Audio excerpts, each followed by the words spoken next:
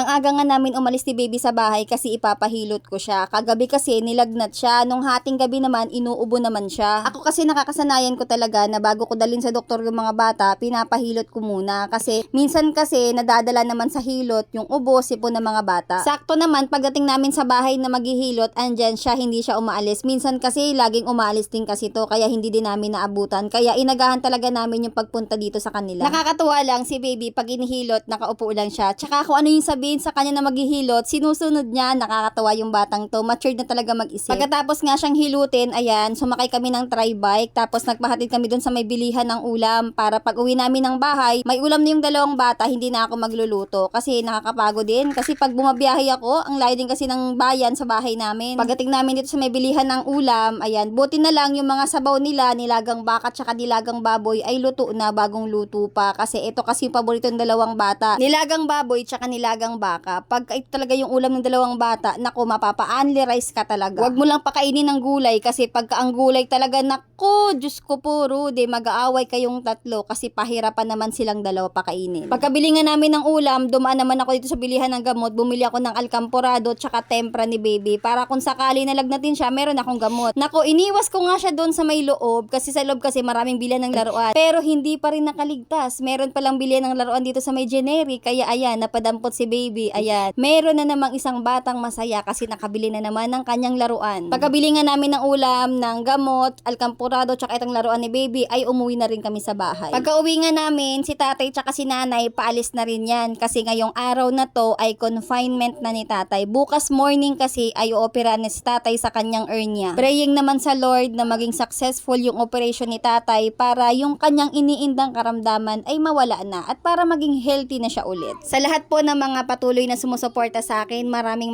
salamat po. Sa panonood nyo po ng aking mga content, malaking tulong, malaking bagay po ito sa amin. Maraming salamat. Bago nga sila umalis, nagbabay pa nga sila kay baby. Ayan tay, pagaling ka, bukas pupunta ako dyan sa iyo.